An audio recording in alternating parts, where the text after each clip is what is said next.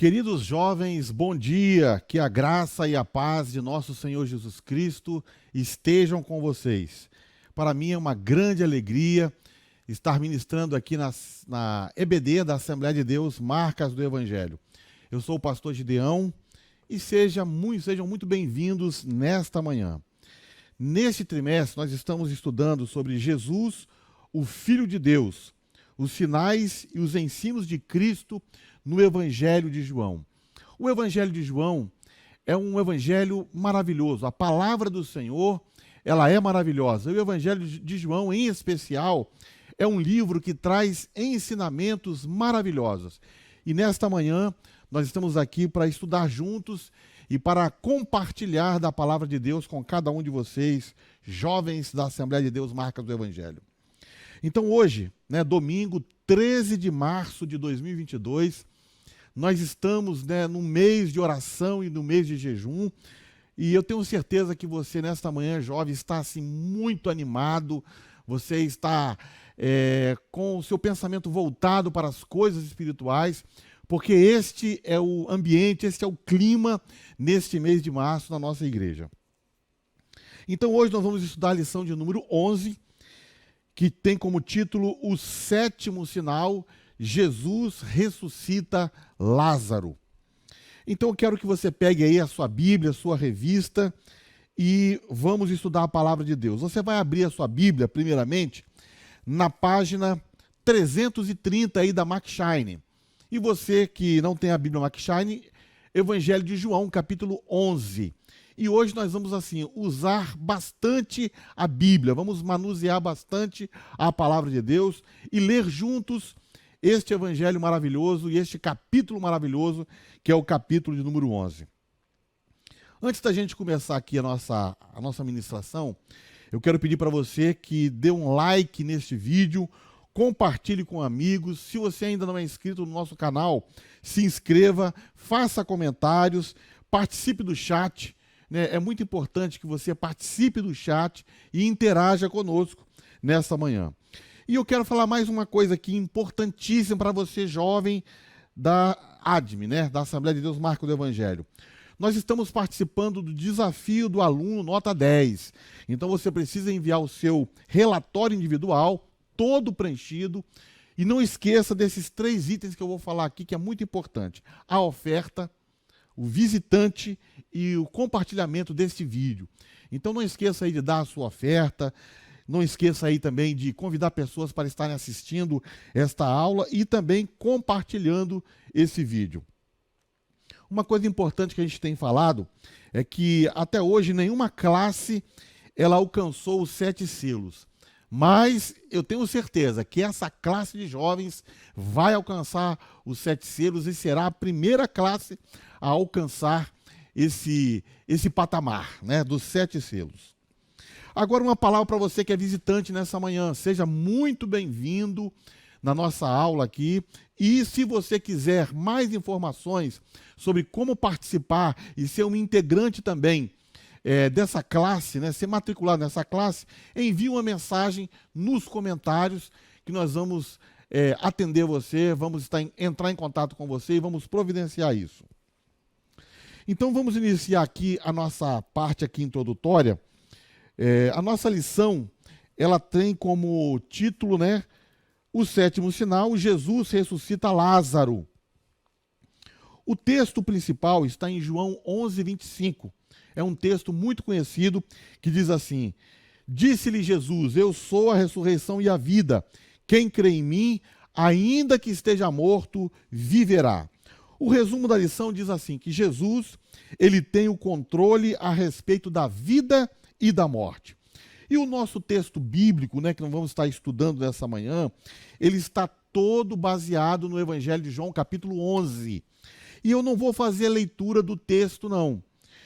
À medida que a gente for discorrendo sobre esse assunto, a gente vai lendo pontualmente os versos importantes para a nossa ministração aqui nesta manhã. Então vamos orar, vamos fazer aqui uma oração e dar início à nossa aula de hoje. Senhor, te agradecemos por essa rica oportunidade, ó Deus, por esse momento maravilhoso em que estamos aqui, ó Deus, estudando a tua santa e bendita palavra. Que o Senhor possa estar, meu Pai, nos abençoando nessa manhã e falando a cada coração. Assim nós oramos em o nome de Jesus. Amém. Queridos jovens, ao longo dos séculos, o Evangelho de João tem impactado muitos cristãos. O Evangelho de João tem impactado muitas vidas. E eu gostaria de saber se você, já leu o Evangelho de João todo agora nesse período que nós estamos estudando. Porque eu me recordo que a nossa professora, a nossa irmã Cris, ela falou na primeira aula, para você ler o Evangelho de João. Então eu gostaria de fazer uma pergunta aqui para você e gostaria que você colocasse no chat. Qual a sua experiência com o Evangelho de João? E eu já vou falar a minha experiência com o Evangelho de João. A minha experiência não é aquela experiência assim, de sobrenatural, de ver os céus abertos, ver os anjos. Não é esse tipo de experiência. Mas eu tive uma grande experiência lendo o Evangelho de João. Eu gostaria que vocês colocassem aí no chat, cada jovem colocasse aí, se você teve alguma experiência, se você já teve alguma experiência lendo o Evangelho de João. E se nesse período agora que você está lendo, o que você está achando da leitura, e o que está te chamando a atenção no Evangelho de João? Coloque aí no chat. Bem, a minha experiência do Evangelho de João é a seguinte. Quando eu era assim bem jovem, hoje eu não sou mais bem jovem, eu só sou o jovem. Mas quando eu era bem jovem, quando eu ouvia falar que Jesus tinha duas naturezas e que ele era homem, que ele era Deus, eu imaginava Jesus como um ser parecendo assim como o centauro da mitologia grega. O centauro é aquele ser, você já deve ter visto alguma imagem, alguma foto, que ele é metade homem e metade cavalo. Então eu imaginava Jesus alguma coisa assim, metade Deus, metade homem. Porque Jesus era Deus e era homem, então eu concebia as duas naturezas de Jesus dessa forma. Mas lendo o Evangelho de João, conhecendo, estudando o Evangelho de João e ouvindo estudos bíblicos sobre o Evangelho de João, eu aprendi o conceito correto das duas naturezas de Jesus, a natureza humana e a natureza divina. Jesus não é meio homem e meio Deus. Jesus é verdadeiro homem. Jesus é verdadeiro Deus. Se a gente fosse colocar em percentuais, diríamos que ele é 100% homem e que ele é 100% Deus. E eu aprendi isso lendo o Evangelho de João, estudando o Evangelho de João. Eu gostaria de saber você aí, coloca no chat, qual tem sido a sua experiência lendo o Evangelho de João. Uma coisa importante sobre o Evangelho de João é que ele pode ser dividido em duas partes. Então a gente pode pegar o Evangelho de João e repartir ele. Do capítulo 1 até o capítulo 11, o foco ali são 7 sinais. Os 7 sinais que nós estamos estudando aqui. E do capítulo 12 até o capítulo 21, a segunda parte, que ela é ocupada pelos dias finais do ministério de Jesus. Então o Evangelho de João, ele pode ser dividido em duas partes, do capítulo 1 ao capítulo 11, os sinais, e do capítulo 12 até o 21, os últimos dias do ministério de Jesus. Vamos aqui então recapitular os 7 sinais, os 7 sinais que comprovam a divindade de Jesus. O primeiro sinal, a transformação de água em vinho. O segundo, a cura do filho do oficial. O terceiro, a cura do paralítico. O quarto, a multiplicação dos pães. O quinto, Jesus anda sobre as águas. O sexto, a cura do cego de nascença. E o sétimo sinal, o grande sinal, Jesus ressuscita Lázaro dentre os mortos, 4 dias após Lázaro estar sepultado. Este é o grande sinal, o maior sinal. É considerado o maior milagre que Jesus Cristo fez na vida de uma pessoa. A ressurreição de Lázaro, com a ressurreição de Lázaro, completamos os sinais e entramos nos dias finais do ministério de Jesus. É após este sétimo sinal, a ressurreição de Lázaro dentre os mortos, que os judeus determinam que Jesus deve morrer, preparando o cenário para o restante do Evangelho de João. Então, jovem, veja bem, A ressurreição de Lázaro foi um evento tão assombroso, foi algo tão espantoso que os inimigos de Jesus tomaram uma decisão. Os saduceus, os fariseus, os chefes, né, da religião judaica, após a ressurreição de Lázaro, eles tomam uma decisão. E a decisão é: precisamos parar este homem imediatamente, porque ele faz sinais espetaculares. E até um morto que está sepultado há 4 dias, ele faz voltar à vida. Então eles decidem o seguinte: olha, só matando esse tal de Jesus. Então esse 7º sinal determinou, né, a reunião dos chefes da religião judaica para matar Jesus, para decidir, né, tomarem essa decisão de que eles precisavam parar Jesus e a única forma era matando o Filho de Deus. Agora, uma pergunta para você aí, jovem, né? Uma pergunta, e essa pergunta é uma pergunta muito interessante. Se esse milagre, né, da ressurreição de Lázaro é o principal sinal dos milagres de Jesus, por que ele não está registrado nos sinóticos, nos 3 livros, Mateus, Marcos e Lucas? Porque só o evangelista João registra esse sinal que é o mais espetacular. Esse milagre que é o maior, né, que é o milagre mais assombroso, mais espantoso de Jesus. Por que ele não aparece nos outros evangelhos, só no evangelho de João? Então, William Barclay, né, um comentarista bíblico, ele diz o seguinte: não há paralelo para a ressurreição de um homem que estava morto há 4 dias e cujo corpo começou a apodrecer. Então, não há paralelo para este milagre. É o maior milagre de Jesus.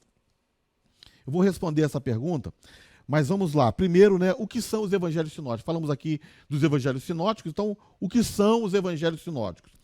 Os evangelhos de Mateus, Marcos e Lucas são chamados de evangelhos sinóticos porque incluem muitas vezes as mesmas histórias. As mesmas histórias de Marcos, está lá em Mateus, está lá em Lucas. Então inclui muitas vezes as mesmas histórias, há um paralelismo nas narrativas desses três evangelhos, e eles contrastam com o evangelho de João, cujo conteúdo é bastante distinto. Então, enquanto os evangelhos de Mateus, Marcos e Lucas têm uma visão em comum, eles olham para a vida de Cristo sob uma ótica, o evangelho de João é um outro tipo de narrativa. Ele traz um outro tipo de enfoque. Então, para a gente ter uma ideia, né, a palavra sinótico, ela vem da palavra grega sinópticos, que significa capaz de ser visto em conjunto. Então, quer dizer, visto de uma mesma perspectiva. Assim, 90% do evangelho de Marcos é encontrado em Mateus. E 50% do evangelho de Marcos é encontrado em Lucas. Então, esses três evangelhos, eles estão tratando basicamente dos mesmos temas, das mesmas histórias. Então, vamos responder a pergunta: por que este milagre tão estupendo não foi registrado nos evangelhos sinóticos, somente no evangelho de João? Os três evangelistas sinóticos escrevem seus evangelhos durante a vida de Lázaro. Então, quando esses três evangelistas estavam escrevendo seus evangelhos, Lázaro estava vivo. E eles não mencionam na ressurreição de Lázaro por medo de excitar a malícia dos judeus contra Lázaro. Então eles não queriam provocar a irritação dos judeus contra Lázaro. E de fato, no Evangelho de João, capítulo 12, versículo 10, está escrito que os judeus decidiram também matar Lázaro, para que o nosso Senhor não tivesse um monumento de seu poder e bondade permanecendo na terra. Então, provavelmente, tanto Lázaro como as suas irmãs já estavam mortos quando João escreve o seu evangelho. Então, em João capítulo 12, versículo 10, depois que os judeus decidem matar Jesus, eles tomam também uma outra decisão. Diz assim: e os principais dos sacerdotes tomaram deliberação para matar também a Lázaro. Então eles queriam eliminar Lázaro da face da terra, porque Lázaro era uma prova cabal dos sinais que Jesus estava operando. Então eles queriam destruir as provas do milagre de Jesus. Queriam matar Lázaro. Então, por esse motivo, né, segundo a maioria dos comentaristas, por esse motivo os evangelhos sinóticos não narram a ressurreição de Lázaro. Lázaro estava vivo quando eles estavam escrevendo. Então, para, digamos assim, né, preservar a vida de Lázaro e de suas irmãs, evitar problema, entrar em choque, né, com aqueles judeus, então eles preferiram omitir esse fato. Mas o Evangelho de João, que foi escrito no final do primeiro século, ele traz em detalhes a ressurreição de Lázaro. E Lázaro, nessa época, e suas irmãs, né, provavelmente já estavam mortos. A ressurreição de Lázaro foi o principal sinal, né? Estamos estudando, né, nessa revista desse trimestre sobre os sinais e o ensino de Cristo no Evangelho de João, e nós vemos que esse sinal da ressurreição de Lázaro é o maior sinal. Jesus havia se apresentado como a água da vida, como o pão da vida e como a luz da vida. Agora, ele se revelou como a ressurreição e a vida. Neste sétimo sinal, Jesus se apresenta como a ressurreição e a vida. Este foi o sétimo e último dos sinais milagrosos de Jesus que João registrou. E foi a revelação mais poderosa da identidade, né, da sua identidade, porque mostra a autoridade sobre o maior inimigo da humanidade, a morte. Qual é o maior inimigo da humanidade? A morte. 1 Coríntios 15, 26 e 27. Paulo diz o seguinte: porque convém que reine até que haja posto a todos os inimigos debaixo de seus pés. Ora, o último inimigo a ser aniquilado é a morte.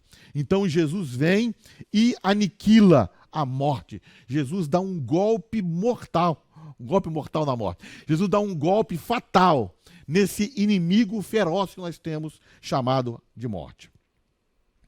Agora, meu jovem, preste atenção nesse ponto aqui da nossa aula, que eu vou falar sobre o cenário do milagre, né, desse sinal, o pano de fundo, a história que está por detrás desse milagre, né? Então, o cenário, a história de pano de fundo desse milagre. Jesus, ele está em Jerusalém, na festa da dedicação. Eram 8 dias de festa, e esta festa da dedicação comemorava a purificação do templo, né, pelo judeu chamado de Judas Macabeus, no ano 162 a.C. Para você conhecer mais sobre este fato, eu peço para que você leia sobre a Guerra dos Macabeus. Então era uma festa de 8 dias em Jerusalém. E essa festa acontecia no mês de dezembro. Então veja bem, na verdade não era o mês de dezembro, era o mês de Quisleu, que é basicamente o nosso mês de dezembro. Então, era o mês de Quisleu, Jesus estava em Jerusalém e estava no final do mês, aproximadamente assim, né, mais ou menos, no final do mês de dezembro, ou no final do mês de Quisleu. E era o 3º ano do ministério de Jesus. Então, se aproximava o tempo da morte de Jesus. Jesus deveria morrer pelo desígnio de Deus na Páscoa. E quando era a Páscoa? No mês de Nisan. A Páscoa, né, esse mês, para nós, seria mais ou menos o início de abril. Então, Jesus estava em Jerusalém na festa da dedicação, no final do mês de dezembro, e ele deveria morrer 90 dias depois, mais ou menos 3 meses depois, no início de abril, que era a festa da Páscoa. Então, não deveria haver precipitações. Jesus tinha que tomar todo o cuidado, porque ele deveria morrer na Páscoa, como cordeiro pascual. Então ele não poderia morrer fora do tempo, antes do tempo determinado, né, por Deus, nos desígnios de Deus. Se Jesus morresse na festa da dedicação, seria uma grande, né, tragédia. Ele tinha que morrer no tempo que Deus havia determinado, na Páscoa. Mas a hostilidade, né, em Jerusalém era muito grande contra Jesus, né? E ele corria risco de morrer naquele período. Então, ele precisava se retirar de Jerusalém para não ser morto.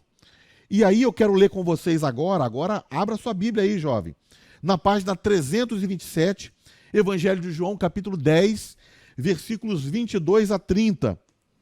Evangelho de João, capítulo 10, versículo 22 a 30, vamos ler esse momento, né, que Jesus estava vivendo. E diz assim: E em Jerusalém havia a festa da dedicação, e era inverno.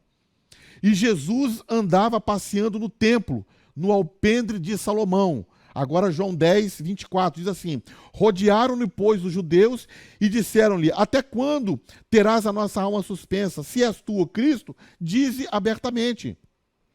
Respondeu-lhe Jesus: Já vos tenho dito, e não o credes. As obras que eu faço em nome do meu Pai, estas testificam de mim. Mas vós não credes, porque não sois minhas ovelhas. Como já vos tenho dito, as minhas ovelhas ouvem a minha voz, e eu as conheço, e elas me seguem. E dou-lhes a vida eterna, e nunca hão de perecer, e ninguém as arrebatará da minha mão. Olha o que Jesus está falando aqui. Jesus está falando para os judeus que ele daria vida eterna às suas ovelhas, e elas não pereceriam, e ninguém arrebataria essas ovelhas da mão dele. Com que autoridade ele fala que vai dar vida eterna a alguém? Os judeus ficaram, né, horrorizados com essa palavra de Jesus. Vamos continuar lendo aqui, versículo 29. Diz assim: Meu Pai que mas deu é maior do que todos, e ninguém pode arrebatá-las da minha mão, ou da mão de meu Pai. Eu e o Pai somos um. Então Jesus fala palavras ali que os judeus, né, não compreendem. E pensam o seguinte: este homem está blasfemando. Ele fala que vai dar vida eterna, ele fala que ninguém arrebatará as ovelhas da mão dele, e ele fala que ele e o Pai, ele e Deus, são um. Não pode. Então, em João 10, 31, os judeus, né, pegaram outra vez em pedras para apedrejar Jesus. Então eles pegaram em pedra e falaram: só tem um jeito, vamos apedrejar esse homem. João 10, 39 e 40 diz assim: Procuravam, pois, prendê-lo outra vez, mas ele escapou-se de suas mãos. Então eles estavam querendo prender e matar Jesus naquele momento, naquele momento da história de Israel, na festa da dedicação. Então Jesus retirou-se outra vez para além do Jordão, para o lugar onde João tinha primeiramente batizado, e ali ficou. Então Jesus precisou estrategicamente se retirar, né, de Jerusalém, vamos pensar assim, às pressas, porque ele estava a ponto de ser morto. E se ele fosse morto naquele período, iria, né, atrapalhar todo o plano de Deus. Ele deveria morrer na Páscoa, 3 meses depois, como Cordeiro Pascual. Então Jesus saiu de Jerusalém, da região da Judéia, e ele vai para uma região chamada de Pérea. E ele ali fica, né, quietinho ali durante um certo tempo. Assim que ele pisasse novamente em Jerusalém, seria morto. Ele não tinha mais dúvida disso. Tudo se encaminhava para isso aí. E enquanto ele estava lá na Pérea, né, aguardando o tempo necessário para voltar para Jerusalém, então ele recebe ali a visita, né, do mensageiro, informando o seguinte: o seu amigo Lázaro está, né, com uma doença incurável. Então Jesus estava lá na Pérea, aguardando, né, o tempo para retornar, e então ele é informado da doença de Lázaro. E Lázaro morava em Betânia. Lázaro, Maria e Marta moravam em Betânia. Existem 2 Betânias no Novo Testamento, na Bíblia, né? Na Bíblia. E essa Betânia aqui é a Betânia que ficava na entrada de Jerusalém, na boca de Jerusalém. Esta Betânia ficava na Grande Jerusalém. Então, Betânia ficava a 3 quilômetros de Jerusalém, e se Jesus colocasse o pé ali novamente em Jerusalém, ele seria morto. Mas agora, né, ele recebe mensageiros informando da doença de Lázaro.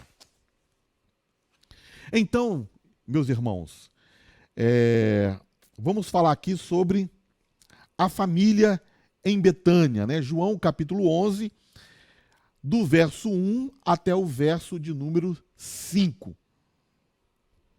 Abra a Bíblia aí na página 330. Você pode estar acompanhando, né, o que nós vamos falar aqui, lendo também a palavra de Deus. João capítulo 11, do verso 1 até o verso 5, página 330 da nossa Bíblia Macshine. Então os judeus, eles determinam que Jesus tinha que morrer. Então, no verso 53 do capítulo 11, diz assim: e daquele dia em diante, resolveram tirar-lhe a vida, né? Decisão da cúpula da religião judaica. Temos que matar Jesus. E depois eles decidem também matar Lázaro. Então Jesus, ele tinha uma relação muito próxima com a família de Lázaro, Marta e Maria. Quando Lázaro adoeceu de uma enfermidade, né, incurável, Marta e Maria enviam, né, um mensageiro até a Pérea, onde Jesus estava, para avisar ali, né, que Lázaro estava naquela situação. E o mensageiro sai de Betânia e vai para onde Jesus estava, na região da Pérea, e ele demora um dia de viagem, quer dizer, ele gasta um dia viajando. Agora, preste atenção nisso aí. Quando o mensageiro sai de Betânia e vai para a Pérea, naquele mesmo dia em que o mensageiro está viajando para a Pérea, Lázaro morre. Então Lázaro morreu naquele dia. E os judeus, eles tinham o costume de sepultar as pessoas no mesmo dia da morte. Então Lázaro morreu e foi sepultado. O mensageiro está fazendo uma viagem até Jesus, na Pérea, Lázaro morre e é sepultado. Então o mensageiro chega, depois de um dia de viagem, ele chega na Pérea e ele fala com Jesus, né? Senhor, eu venho de Betânia e tenho uma mensagem aqui de Marta e Maria para o Senhor. Jesus, pode falar, qual é a mensagem? E o mensageiro então entrega a mensagem: Senhor, eis que está enfermo aquele que tu amas. Apenas isso. Este foi o recado. Marta e Maria mandam este recado para Jesus: Senhor, eis que está enfermo aquele que tu ama. Era uma forma assim muito educada de dizer o seguinte: Jesus, venha logo, vem correndo, que o seu amigo está nas últimas. Então, esta era a mensagem. As irmãs, né, Marta e Maria, esperavam, né, que Jesus viesse imediatamente. De repente, Jesus poderia até, né, pegar carona com o mensageiro e chegar lá em Betânia. Mas Jesus, veja esse detalhe, ele demora 2 dias antes de viajar para Betânia. Então, se as coisas estavam ruins, elas iriam ficar ainda pior. Por quê? Porque Lázaro já estava morto e sepultado. Quando o mensageiro entrega a mensagem de Jesus, dizendo o seguinte: está enfermo aquele que tu amas, Lázaro já estava sepultado, já tinha morrido, já tinha sepultado. E Jesus espera 2 dias, quer dizer, as coisas ficaram pior ainda. Jesus espera 2 dias para visitar o seu amigo. Então, quando Jesus sai da Pérea e vai para Betânia, já tinham 3 dias que Lázaro estava sepultado. E Jesus gasta um dia viajando para Betânia e chega no 4º dia. Quando Jesus chega no 4º dia, Lázaro já está sepultado há 4 dias.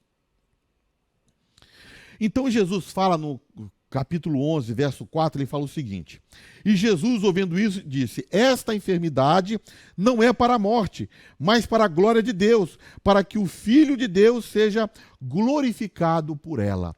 Então Jesus, ele fala, olha, quando recebe a notícia, né, que Lázaro está enfermo, e que para ele lá curar, e Jesus fala o seguinte: olha, esta enfermidade não é para a morte. Lázaro já estava morto e sepultado.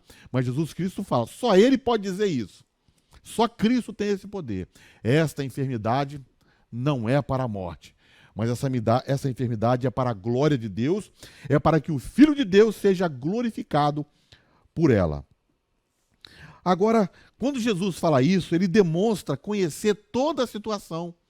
Jesus estava no controle de toda aquela situação. Nada estava escapando do controle de Jesus. Então isso é muito importante, né? Tudo estava sob o controle de Jesus. E João, o evangelista João, quando narra essa história, e ele narra essa história com detalhes. Esse milagre é considerado um milagre assim que é o mais detalhista, tanto detalhe que João narra. E João fala aqui o seguinte no verso 5: ora, Jesus amava Marta e sua irmã e a Lázaro. Então, para mostrar aqui que Jesus não fez pouco caso com a mensagem recebida, o evangelista fala o seguinte: olha, Jesus amava Marta, amava sua irmã e amava Lázaro. Então, olha que o que acontece, né, quando Jesus ouve o mensageiro, Jesus não fala para os seus discípulos: olha, parem tudo o que vocês estão fazendo, arrumem a bagagem e vamos viajar dentro de 30 minutos, meu amigo Lázaro está doente. Está com uma doença incurável. Vou lá resolver o problema.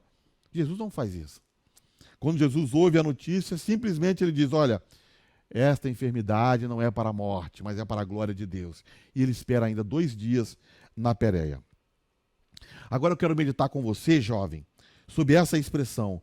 Esta enfermidade não é para a morte, mas para a glória de Deus. Então você já parou para pensar que os seus problemas, as suas dificuldades e as suas crises são uma oportunidade de Deus operar, de Deus manifestar a sua glória na sua vida?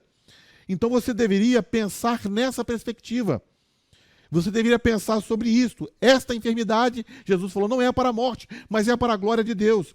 Então, quando passamos por problemas, quando enfrentamos situações difíceis, nós temos que, como cristãos que confia no Senhor, que confia na sua palavra, nós temos que ter esta concepção de que os problemas que nós temos, que as dificuldades que enfrentamos na vida são uma oportunidade para Deus operar e o seu nome ser glorificado.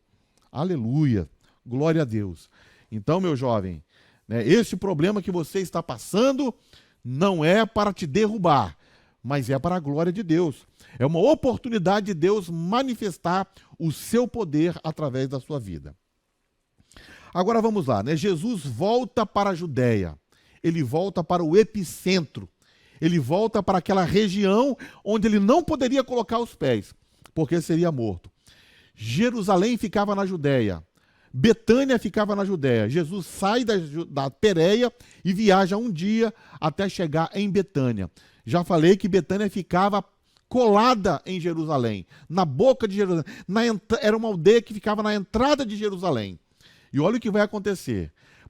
Jesus não podia colocar os pés em Jerusalém. E ele faz um milagre na entrada de Jerusalém, naquela aldeia ali na entrada de Jerusalém. E aquela notícia se espalha por toda Jerusalém. Olha, ele voltou. E ele levantou um defunto depois de 4 dias.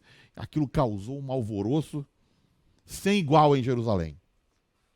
Mas vamos lá, Jesus volta para a Judéia. João capítulo 11, verso 6 até o verso 16. Passados 2 dias, Jesus propôs, para espanto de seus discípulos, que voltassem para a Judéia. Os discípulos questionaram, por que voltar para o lugar onde queriam matar? Eles vão matar Jesus, vão matar a gente também. Então os discípulos estavam preocupados, e com razão. Então pensaram assim, ele não poderia curar Lázaro à distância? Ele não poderia dar uma palavra aqui, igual ele fez com o filho do oficial? Pode ir que está curado já. Ele não poderia fazer isso? Então os discípulos ficaram preocupados, pois sabiam dos riscos que era voltar para a Judéia, para aquela região próxima ali a Jerusalém. Então a resposta de Jesus para os discípulos é a seguinte: não há 12 horas no dia, se alguém andar de dia, não tropeça, porque vê a luz deste mundo. Mas se andar de noite, tropeça, porque nele não há luz. Então a resposta de Jesus estava dizendo o seguinte, que a claridade do dia tinha 12 horas, e era necessário trabalhar nessas 12 horas. Nas entrelinhas, ele queria dizer que ele estava na 12ª hora, estava perto do fim do seu ministério terreno, mas ainda tinha tempo, ainda era dia. E enquanto era dia, ele precisava trabalhar, Mas o tempo estava findando, mas ainda não tinha chegado a hora dele partir desse mundo. Jesus estava dizendo, eu sei dos riscos, mas tudo está sob controle. Minha hora ainda não chegou. Os discípulos, às vezes, demoravam a entender as coisas, No capítulo 11, do verso 11 ao 16, nós vemos Jesus falando o seguinte: nosso amigo Lázaro adormeceu, mas eu vou lá para acordá-lo. Seus discípulos então responderam, Senhor, se ele dorme, está tudo certo. Ele está dormindo, está descansando, está repousando, ele vai acordar. Jesus tinha falado da morte de Lázaro, mas os discípulos pensaram que ele estava falando simplesmente do sono. Então, lhes disse claramente, Lázaro está morto. Então, Jesus precisa falar com todas as letras. Olha, discípulos, prestem atenção. Eu não estou falando do sono. Lázaro morreu.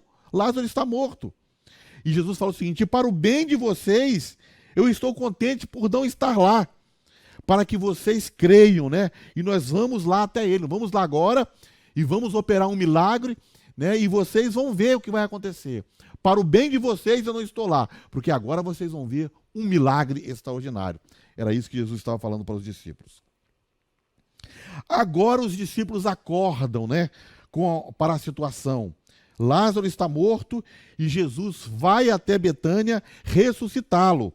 Então Tomé, chamado Dídimo, né, ele faz o seguinte comentário: vamos também para morrermos com ele. Então era uma lealdade aparente, né? Então Tomé está falando o seguinte: olha, nós vamos para aquela região lá, eles estão querendo matar Jesus. Vão matar Jesus e vão matar a gente. Então, vamos lá, vamos morrer com ele, vamos lá. Nós somos aqui uma equipe só, vamos junto com Jesus e vai dar BO, vai dar problema e eles vão matar a gente, mas vamos lá, vamos, por ele vale a pena morrer, vamos lá. Mas quando chega a hora de Jesus, né, Jesus ser morto, preso, né, e sofrer e ser morto, os discípulos fugiram todos. Isso aqui é palavras assim, jogadas ao vento, da boca para fora. O que Tomé está falando aqui era da boca para fora. Muito bem, a chegada em Betânia, né? João capítulo 11, do verso 17 até o verso 27. Jesus chega em Betânia e já havia 4 dias que Lázaro havia sido enterrado. E veja bem, havia uma crença entre os judeus, uma crença equivocada, né? Diga-se de passagem, uma crença equivocada de que após a morte da pessoa, o espírito da pessoa, né, a alma, o espírito, ficava rondando ainda a pessoa durante 3 dias. Então, vamos pensar assim, alguém morre, sepulta no mesmo dia, porque sepultava no mesmo dia, e aí o espírito da pessoa não vai para o mundo dos mortos, vamos pensar assim, né? O espírito ficava ali rondando a pessoa durante 3 dias. E depois do 3º dia, o espírito saía definitivamente de perto do corpo da pessoa e ia embora. Essa era uma crença dos judeus, uma crença equivocada. Não é assim que as coisas funcionam. Mas Jesus, né, ele pode ter esperado todo esse tempo para completar justamente o 4º dia. Porque Lázaro é ressuscitado no 4º dia. Então, mesmo para aquelas pessoas que criam que o espírito rondava o corpo da pessoa até o 3º dia, mesmo para esses, eles não poderiam negar, né, que Lázaro realmente havia voltado dos mortos, porque já era o 4º dia que Lázaro estava sepultado. Então, se havia espírito ali, já tinha ido embora há muito tempo. Já era o 4º dia, já cheirava mal. Então, mesmo para aqueles que tinham uma crença equivocada, esse milagre atinge em cheio a vida dessas pessoas. Bem, Jesus chegou em Betânia, e quando a notícia da chegada de Jesus, quando Jesus chega em Betânia, a notícia chega na casa de Marta, Marta, ela sai depressa e vai ao encontro de Jesus. E ela fala o seguinte para Jesus, né? Ela não está em casa, ela encontra Jesus em algum lugar, né, de Betânia, mas não na sua casa. E ela fala o seguinte: Senhor, se tu estivesse aqui, meu irmão não teria morrido.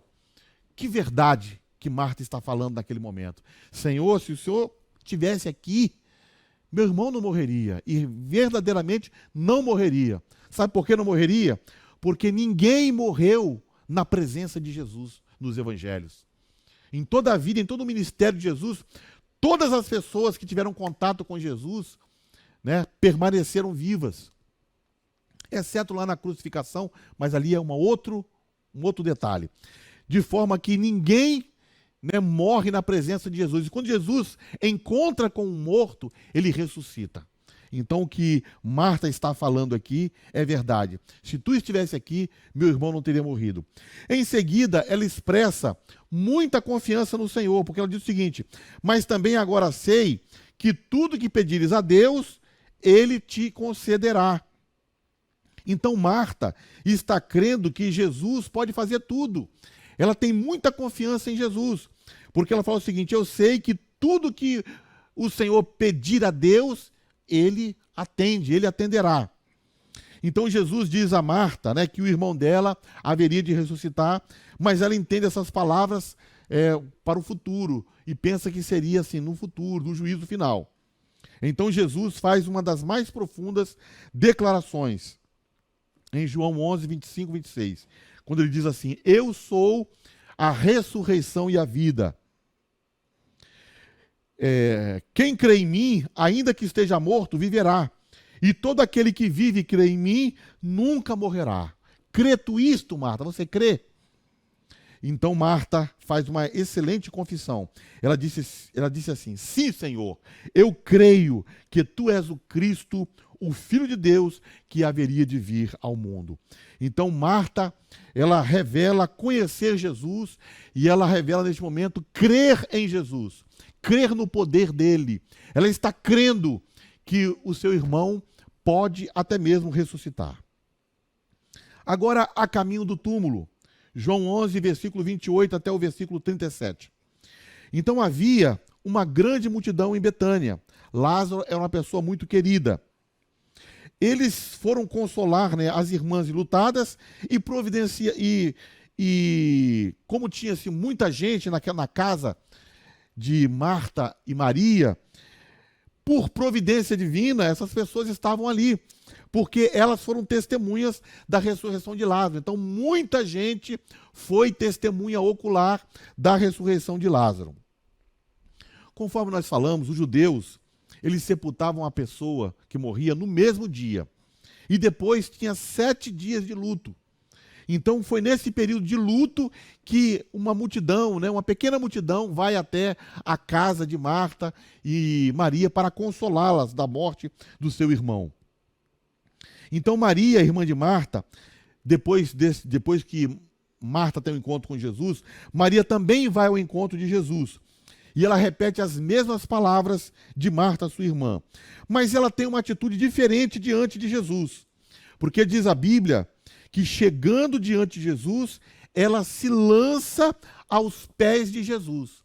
Então ela fala as mesmas palavras de Marta, mas ela tem uma atitude diferente, porque ela se lança aos pés de Jesus. E agora preste atenção nesse detalhe. Maria, esta Maria, que era irmã de Marta e Lázaro, ela aparece 3 vezes em 3 histórias da Bíblia.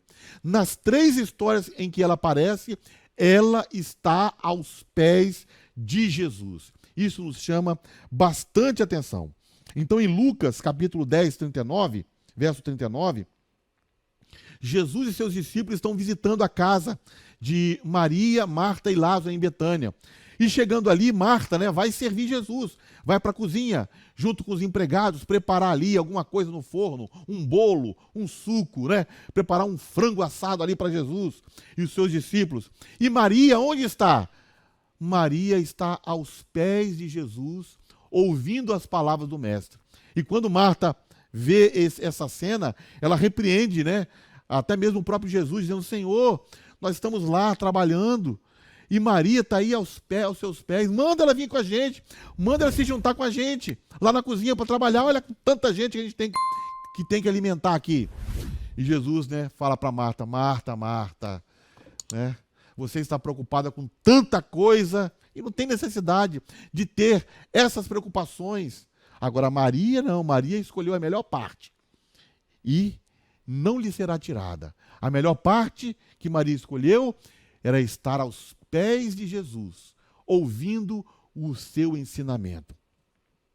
Depois, Maria aparece no capítulo 11 de João, que é esse momento aqui, da ressurreição de Lázaro, e quando ela vê Jesus, ela se lança aos pés de Jesus. Novamente Maria aos pés de Jesus. E em João 12, versículo 3, depois da ressurreição de Lázaro, há poucos dias antes de Jesus entrar em Jerusalém, Jesus vai jantar na casa de Marta, Maria e Lázaro. E Jesus está lá com Lázaro, Marta está servindo como sempre, porque ela é uma mulher ativa, servindo as mesas. A gente pode imaginar Marta com a bandeja na mão, servindo todo mundo. E de repente entra naquele ambiente Maria.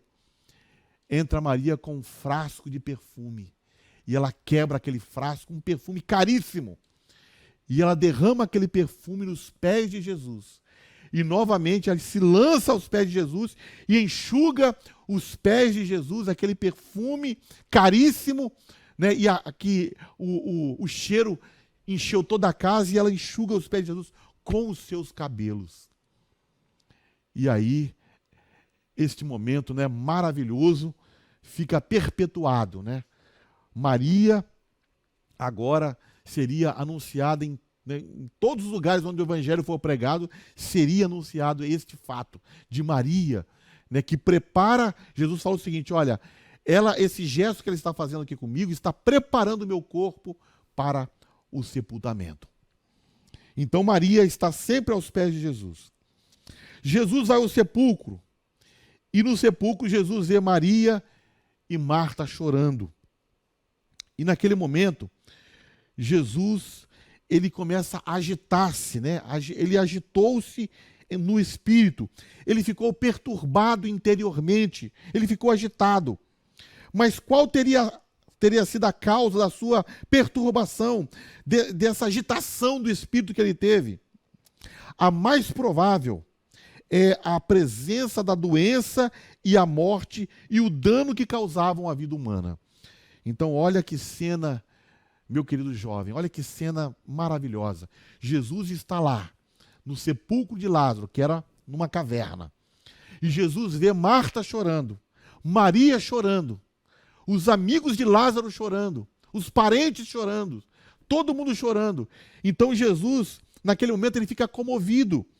E sabendo ali, né, sabendo que as pessoas estavam tristes, porque Lázaro era muito querido, então Jesus começou a se emocionar também. Ele começou também a se comover.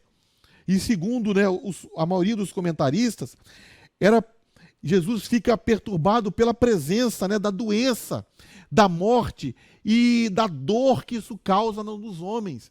E então Jesus, ele se identifica com a nossa dor. Jesus se identifica com a dor dos homens. E naquele momento, Jesus chorou. João 11:35. O menor versículo da Bíblia. Jesus chorou.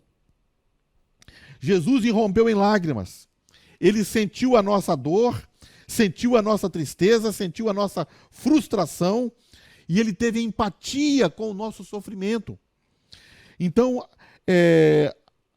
Jesus está ali, né, naquele momento ali, naquela caverna, né, onde Lázaro estava sepultado, olhando para toda aquela situação, e ele estava ali comovido com tudo aquilo que estava acontecendo. E esse versículo, Jesus chorou, mesmo sendo o menor versículo da Bíblia, é um versículo, né, que tem ricos significados, né?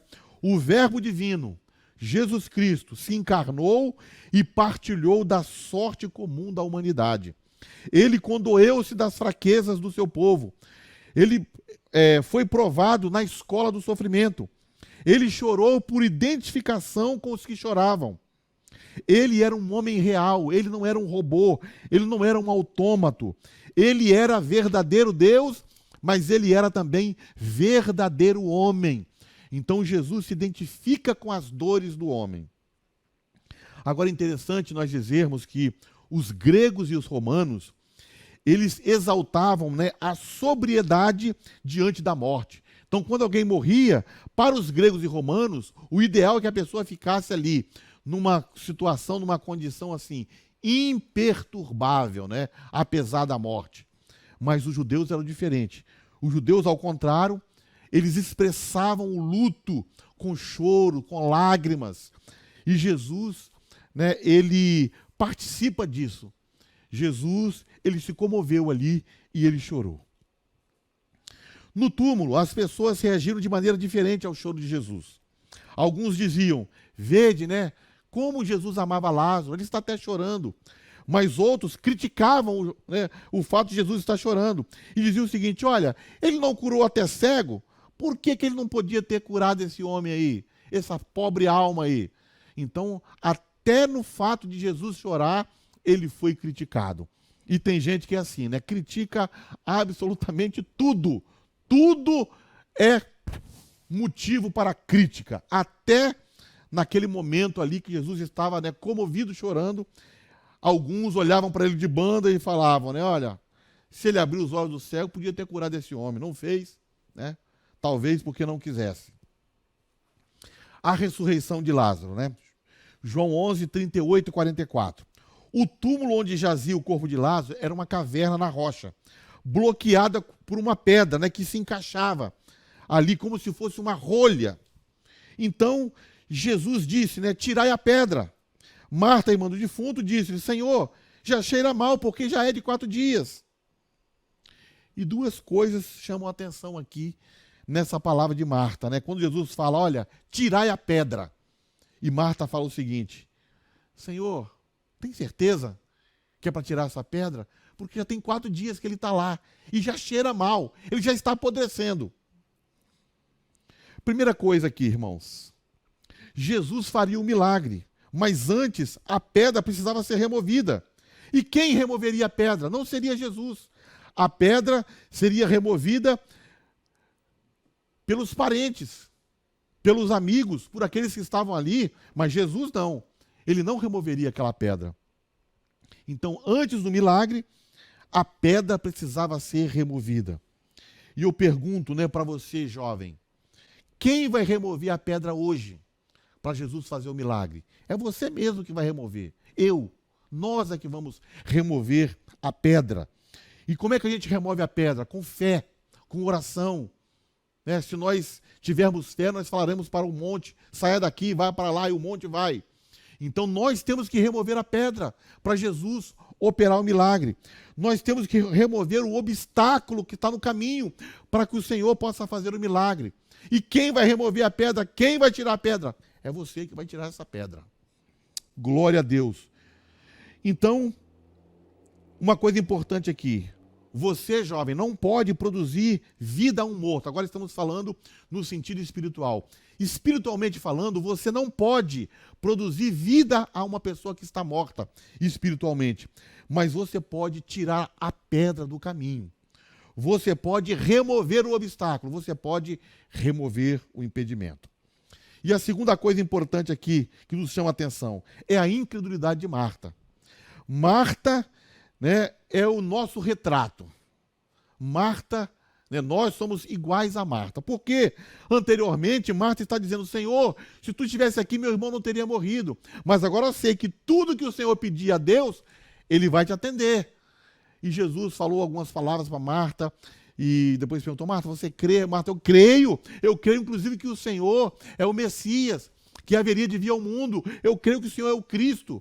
Então Marta estava crendo. Mas na hora do milagre, quando Jesus manda remover a pedra, ela fala, epa, não, Senhor, já cheira mal, é de 4 dias, Lázaro já tem 4 dias, né? Já está no estado ali de putrefação. Então a inconstância de Marta no túmulo revela a falta de fé e os altos e baixos da vida cristã. Nós também somos assim. Tem horas que a gente está nas alturas, né? Estamos crendo que Deus vai operar milagres, né, grandiosos, mas tem hora que falta fé e a gente não crê. Então tem hora que a gente está nas alturas da espiritualidade, tem hora que a gente está lá nos vales, né? Então tem horas que a nossa fé ela entra em ação e tem hora que a nossa incredulidade entra em ação. Mas o alvo da vida cristã sempre é a maturidade.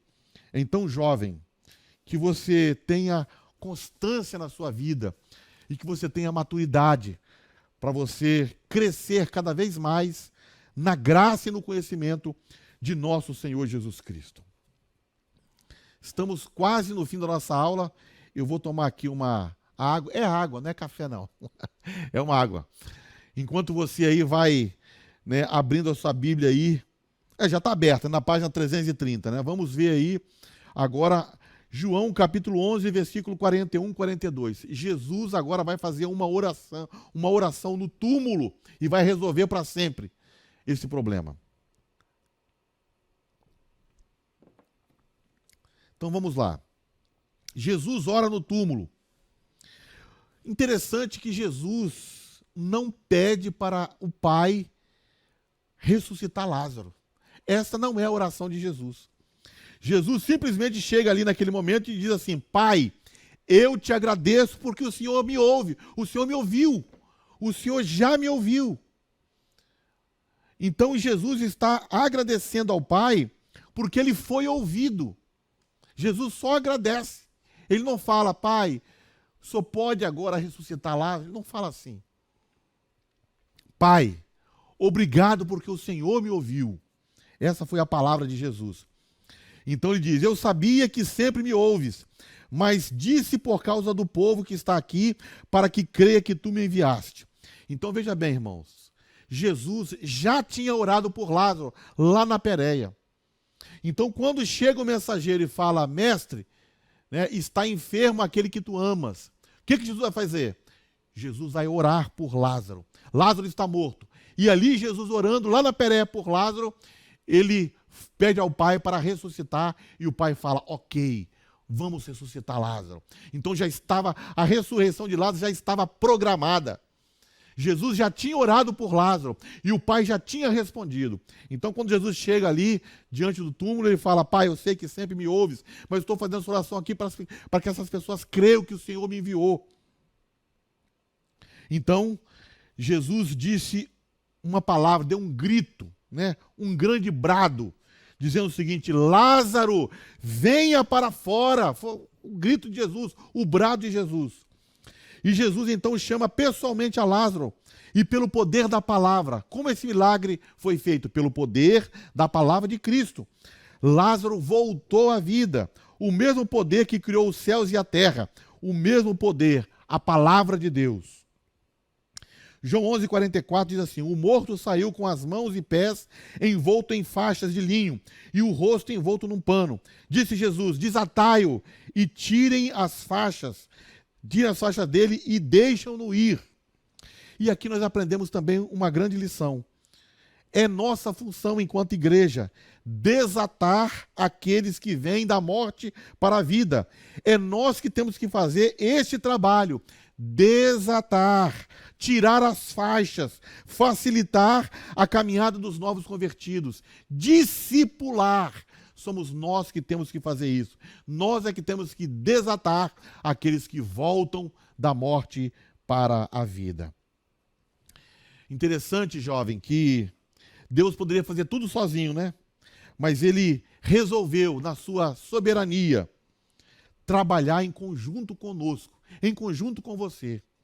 Então Deus espera que você coopere com o trabalho dele. Ele podia fazer tudo sozinho, mas ele escolheu usar você no seu trabalho. E você pode fazer duas coisas. Antes do milagre, você pode tirar a pedra. E depois do milagre, você pode desatar aquele que voltou para a vida. Então é Deus trabalhando em conjunto com você. Deus espera que você trabalhe, Deus espera que você faça a sua parte. Tirar a pedra e desatar é você e eu que temos que fazer. A ressurreição de Lázaro é o clímax dos 7 sinais que caracterizam o relato joanino sobre o ministério de Jesus, servindo de manifestação da glória divina, né, que reside no Verbo encarnado. Ao mesmo tempo, ela precipita a série de acontecimentos que culminam na narrativa da paixão de Cristo. Em João 11, 45, 46, diz assim, muitos dos judeus que tinham vindo visitar Maria, vendo o que Jesus fizera, creram nele, mas alguns deles foram contar para os fariseus o que Jesus tinha feito. Meus irmãos, nós vamos concluir aqui a nossa lição, trazendo aqui algumas lições, algumas rápidas lições para a gente concluir. Já falamos de algumas lições, né? Mas vamos deixar aqui mais algumas para concluir a nossa lição. Nós aprendemos aqui com as atitudes de Jesus. E as atitudes de Jesus sempre nos ensinam, né? Eu quero destacar 4 atitudes de Jesus aqui nesse texto. Jesus esperou, primeira atitude. Quando ele ouviu sobre Lázaro, a primeira coisa que ele fez, ele esperou. E o fato de Jesus esperar demonstra que ele tinha o controle total da situação. Ele esperou porque ele tinha o controle. Tudo estava no seu controle. Segunda atitude de Jesus, ele orou, ele intercedeu por Lázaro. Terceiro, ele chorou, ele se sensibilizou com a dor humana. E quarta atitude, ele operou o milagre. Então Jesus verdadeiramente é Deus, verdadeiramente ele é homem. Uma outra coisa importante aqui, eu quero repetir, na verdade, uma fala, né? São os nossos problemas e angústias uma oportunidade para Deus manifestar a sua glória, o seu amor e o seu cuidado. Pense nos seus problemas nesta perspectiva. Deus está operando na sua vida. Terceiro, a ressurreição de Lázaro revela que Jesus é plenamente Deus. Ele é Deus feito em carne. Então, ele é a revelação perfeita de Deus. Mas ele também é plenamente homem. Ele sentiu as nossas dores, ele chorou, ele comoveu-se. E ele pode interceder por nós, porque ele é um de nós. Ele é verdadeiro Deus e verdadeiro homem. Quarto, o sofrimento faz parte da vida do cristão. Jesus sofreu, Lázaro sofreu e morreu. Marta e Maria sofreram.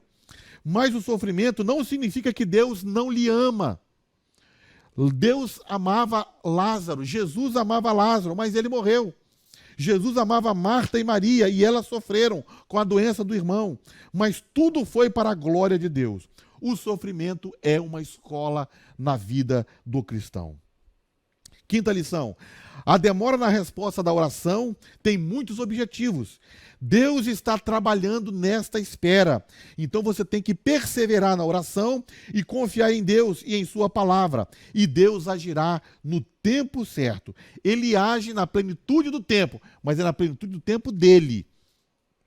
Sexto, a morte de Lázaro e a sua ressurreição subsequente é um modelo, é um paradigma, né, da certeza da vida eterna que todos os crentes em Jesus podem ter.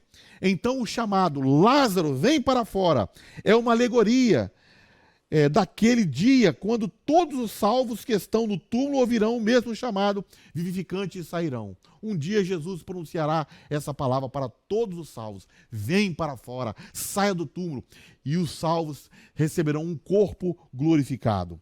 Sétimo, Jesus, apesar de sua agenda apertada e concorrida, ele tinha tempo para se relacionar com as pessoas, né? Então esta família de Betânia era íntima de Jesus. Jesus tinha tempo para as pessoas. E você, jovem, tem tempo para as pessoas? Você tem amizade, você tem amigos cristãos que te ajudam, que te animam. Você tem pelo menos 5 amigos cristãos fortes que estão junto com você nessa guerra, nessa batalha e animam você quando você está, né, cabisbaixo, e oram por você e te ajudam. Que você tenha, né, muitos amigos íntimos, cristãos, né, que estão com você, que estejam com você durante a sua caminhada. E por último, 8ª lição aqui, nós vemos o seguinte: o primeiro sinal que Jesus operou foi no casamento, o maior júbilo da cultura judaica. Então, no momento de maior alegria na cultura judaica, Jesus opera o seu primeiro sinal, no casamento. E esse 7º sinal, esse último sinal, Jesus opera no maior pesar da cultura judaica, que era, né, o funeral, ou então depois do funeral, no caso de Lázaro, né? Então Jesus está atuando no maior júbilo no casamento, transformando água em vinho, e ele está operando também sinais no maior pesar, no funeral. Então Jesus, ele é aquele que está presente na alegria e na dor, transformando, fazendo transformações, operando sinais poderosos.